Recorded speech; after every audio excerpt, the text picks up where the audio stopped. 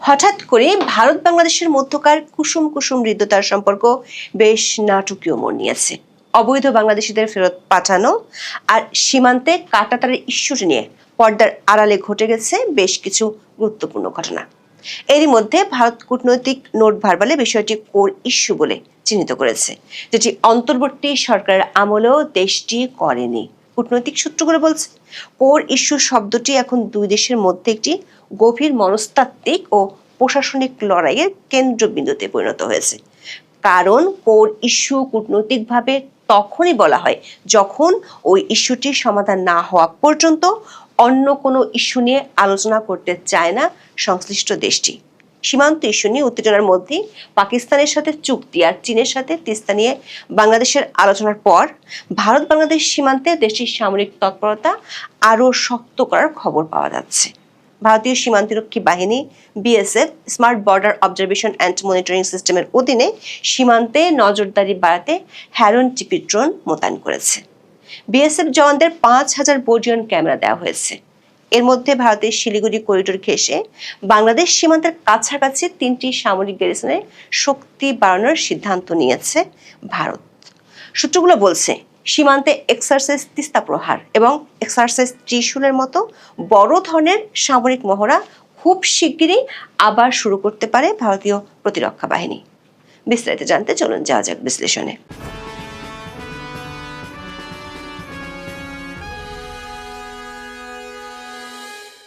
গত মাসের শেষ দিকে ভারতীয় সংবাদ মাধ্যম এবিপি লাইভে আসামের মুখ্যমন্ত্রী হেমন্ত বিশ্ব শর্মাকে জিজ্ঞেস করা হয়েছিল সন্দেহভাজন অবৈধ অনুপ্রবেশকারী বাংলাদেশিদের যথাযথ প্রক্রিয়ার মাধ্যমে বাংলাদেশে হস্তান্তর করা হবে কিনা। তার জবাবে আসামের মুখ্যমন্ত্রী বলেছিলেন ভারতের পররাষ্ট্র মন্ত্রণালয়ের মাধ্যমে তা করা কঠিন, তাই তারা রাত নামা পর্যন্ত অপেক্ষা করেন এবং যখন সীমান্তরক্ষী বাহিনীর কোনো সদস্য উপস্থিত থাকেন না তখন অন্ধকারের আড়ালে তাদের সীমান্ত পেরিয়ে ঠেলে দেন। এই বক্তব্যের পর ঢাকায় ভারতের ভারপ্রাপ্ত হাই কমিশনার পাওয়ান বরেকে গত 30 এপ্রিল পররাষ্ট্র মন্ত্রণালয় তলব করে এ বিষয়ে একটি প্রতিবাদপত্র তুলে দেওয়া হয়। বাংলাদেশে বিএনপি সরকারের আমলে এটি ছিল প্রথম আনুষ্ঠানিক প্রতিবাদ। পশ্চিমবঙ্গ বিধানসভা নির্বাচনে বিজেপির জয়ের পর পুশিন ঘটনা বাড়লে বাংলাদেশ ব্যবস্থা নেবে বলে হুঁশিয়ার করেছিলেন বাংলাদেশের পররাষ্ট্রমন্ত্রী খলিলুর রহমান। খলিলুর রহমান সাংবাদিকদের এই কথা বলেছিলেন চীন সফরে যাওয়ার আগে। ভারতীয় দূতকে বাংলাদেশে তলব করা কিংবা খলিলুর রহমানের বক্তব্যের জন্য ভারত সরকার অবশ্য বাংলাদেশি হাই কমিশনারকে তলব করেনি, কিন্তু সোজা বাংলাদেশের পররাষ্ট্র মন্ত্রণালয় খুব কড়া ভাষায় পাঠিয়েছে নোট ভার্বাল। একাধিক সূত্র বলছে মোহাম্মদ ইউনূসের আমলেও ভারতকে এতটা কড়া ভাষায় নোট ভার্বাল পাঠাতে দেখা যায়নি। ওই নোট ভার্বালে অবৈধ অনুপ্রবেশকারী বাংলাদেশিদের প্রত্যাবাসন ইস্যুটিকে কোর ইস্যু হিসেবে উল্লেখ করা হয়েছে। সাবেক একজন ডিপ্লোম্যাট বলছেন কূটনৈতিক পরিভাষায় কোনো বিষয়কে কোর ইস্যু হিসেবে চিহ্নিত করা অত্যন্ত তাৎপর্যপূর্ণ এবং এর মাধ্যমে একটি রাষ্ট্র তার প্রতিবেশীকে একটি কঠোর ও পরিষ্কার বার্তা দেয়। কূটনীতিতে কোর ইস্যু মানে হলো এমন একটি মৌলিক বিষয় যা দুই দেশের সামগ্রিক সম্পর্কের ভিত্তি বা প্রধান শর্ত হিসেবে বিবেচিত হয়। যখন কোনো দেশ নির্দিষ্ট একটি সংকটকে কোর ইস্যু বলে তখন তার অর্থ দ্বারাই এই সমস্যার সমাধান না হওয়া পর্যন্ত অন্যান্য দ্বিপাক্ষিক সহযোগিতা বা সম্পর্কের উন্নয়ন বাধাগ্রস্ত হতে পারে। এটি সম্পর্কের সমীকরণকে একটি নির্দিষ্ট ফ্রেমের মধ্যে নিয়ে আসে। দর্শক, বাংলাদেশ ও ভারতের মধ্যে ঐতিহাসিকভাবে বিদ্যমান সমস্যাগুলোর মধ্যে পুশিন ও সীমান্ত সমস্যা, পানি সমস্যা, আঞ্চলিক নিরাপত্তা ইস্যু, বাণিজ্য সমস্যা সমানভাবে গুরুত্বপূর্ণ।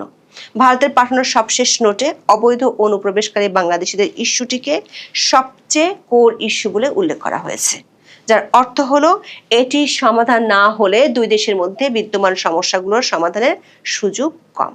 সূত্রগুলো বলছে পাকিস্তানের সাথে বিদ্যমান সমস্যাগুলো নিয়ে ভারত যখন নোট ভার্বাল পাঠায় সেখানেও অতীতে কোর ইস্যু লেখা হয়নি।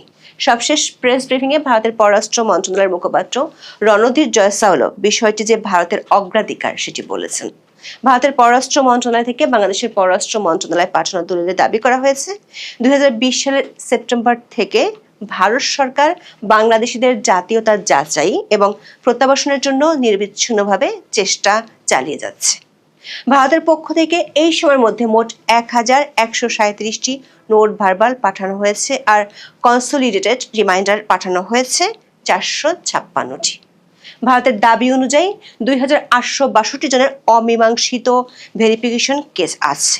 দর্শক, সীমান্তে অবৈধ অনুপ্রবেশ ইস্যুটি যে ভারত সরকার সত্যি কোর ইস্যু হিসেবে বিবেচনা করছে তার প্রমাণ মেলে পশ্চিমবঙ্গে জেতার পর প্রথম ক্যাবিনেট বৈঠকে শুভেন্দু অধিকারী সীমান্তে কাঁটাতারের বেড়া দেওয়ার সিদ্ধান্ত নেয়। নির্বাচনী প্রচারণে কেন্দ্রীয় স্বরাষ্ট্রমন্ত্রী অমিত শাহ প্রতিশ্রুতি দিয়েছিলেন, বিজেপি ক্ষমতায় আসলে অনুপ্রবেশ রোধে পশ্চিমবঙ্গ সীমান্তকে সম্পূর্ণ সিল করে দেওয়া হবে। এই প্রতিশ্রুতির বাস্তবায়ন হিসেবে শুভেন্দু অধিকারী সরকার 45 দিনের মধ্যে বিএসএফ এর জন্য প্রয়োজনীয় প্রায় 286 কিলোমিটার জমি হস্তান্তরের প্রক্রিয়া শুরু করেছে।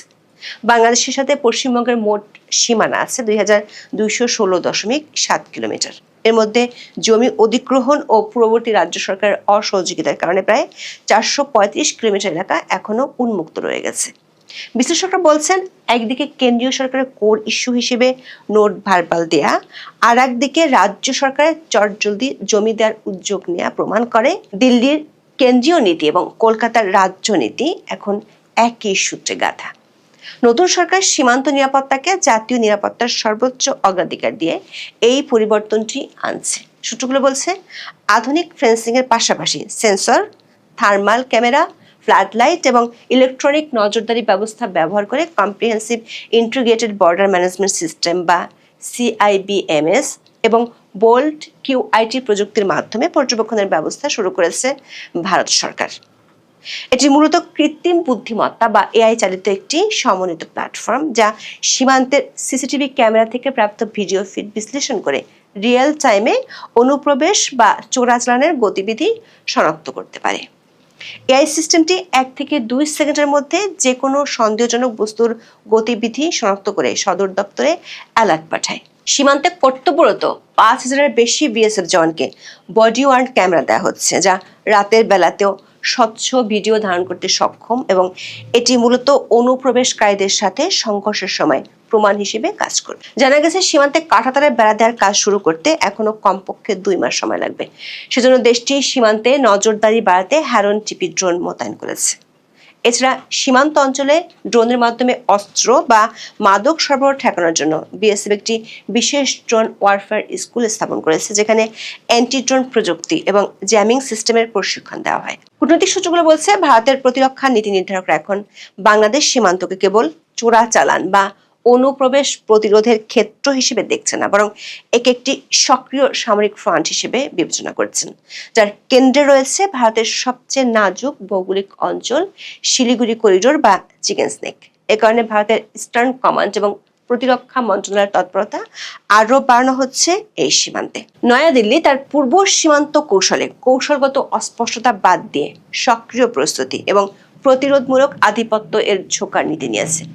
একাধিক সূত্রে জানা গেছে, পাকিস্তানের সাথে সম্প্রতি দ্বিপক্ষীয় চুক্তি স্বাক্ষর হওয়া এবং বাংলাদেশের পররাষ্ট্রমন্ত্রীর চীন সফরের পর ভারত সরকার এই ধরনের কৌশল নিতে যাচ্ছে। সম্প্রতি 2 দিনের ঢাকা সফরে এসেছিলেন পাকিস্তানের স্বরাষ্ট্রমন্ত্রী ও ক্রিকেট বোর্ডের চেয়ারম্যান সৈয়দ মহসিন রাজা নাকভি। বিবিসি বাংলার খবরে বলা হয়েছে, কয়েকদিন ধরেই এই সফরকে ঘিরে সামাজিক যোগাযোগ মাধ্যমে বেশ আলোচনা চলছে। 8 মে শুক্রবার ঢাকার মিরপুরে বাংলাদেশ পাকিস্তান ক্রিকেট সিরিজের প্রথম টেস্ট খেলার দিন পাকিস্তানের স্বরাষ্ট্রমন্ত্রী ঢাকায় পৌঁছান। ওই দিনই বিকেলে ঢাকায় একটি 5-তারা হোটেলে পাকিস্তানের স্বরাষ্ট্রমন্ত্রীর সঙ্গে সাক্ষাৎ করেন বাংলাদেশের স্বরাষ্ট্রমন্ত্রী সালাউদ্দিন আহমেদ এবং পরদিন পররাষ্ট্র প্রতিমন্ত্রী শামা ওবায়দ। এই সময় 2 দেশের মধ্যে মাদকদ্রব্য ও সাইকোট্রপিক উপাদানের অবৈধ পাচার এবং অপব্যবহার রোধে একটি সমঝোতা স্মারক বা MOU স্বাক্ষরিত হয়। তবে সামাজিক মাধ্যমে নানা আলোচনায় বলা হচ্ছে, এটি আসলে গোয়েন্দা তথ্য আদান প্রদানের চুক্তি। পাকিস্তান ও বাংলাদেশের মধ্যে ল্যান্ড বর্ডার না থাকায় মাদক পাচার রোধের চুক্তি হওয়া নিয়ে অনেকে বিস্ময় প্রকাশ করেছে। আবার বাংলাদেশের পররাষ্ট্রমন্ত্রী খলিলুর রহমানের চীন সফরের পর থেকে বাংলাদেশের তিস্তা ব্যারেজ প্রকল্পের বিষয়টি আলোচনায় উঠে এসেছে। আনন্দবাজার পত্রিকার খবরে বলা হয়েছে, তিস্তা প্রকল্পও ভাবাচ্ছে চীন। ওই খবরে বলা হয়েছে, খলিলুর রহমানের সঙ্গে সম্প্রতি চীনের পররাষ্ট্রমন্ত্রী ওয়াং এর বৈঠকে সবচেয়ে উল্লেখযোগ্য বিষয় ছিল তিস্তা প্রকল্প। তিস্তা নিয়ে যে পরিকল্পনা বাংলাদেশ নিয়েছে সেটির নাম দেওয়া হয়েছে comprehensive management and restoration of Teesta river project. বিশ্লেষকদের ধারণা, বাংলাদেশের সীমান্ত ঘেঁষে ভারতের সেনা তৎপরতা বাড়ানোর কৌশলের পেছনে এই দুটি ঘটনার ভূমিকা আছে। কারণ তিস্তা প্রকল্পটি বাংলাদেশের যেখানে হওয়ার কথা সেটি ভারতের শিলিগুড়ি করিডোরের কাছাকাছি। ভারতের সামরিক কৌশলের সবচেয়ে গুরুত্বপূর্ণ স্পর্শকাতর বিন্দু হলো 22 কিলোমিটার প্রশস্ত এই শিলিগুড়ি করিডোর। নেপাল, ভুটান, চীন এবং বাংলাদেশের মাঝে স্যান্ডউইচ হয়ে থাকা এই সংকীর্ণ ভূখণ্ডটি ভারতের মূল ভূখণ্ডের সাথে উত্তর পূর্বাঞ্চলের 7টি রাজ্যের একমাত্র সংযোগকারী পথ।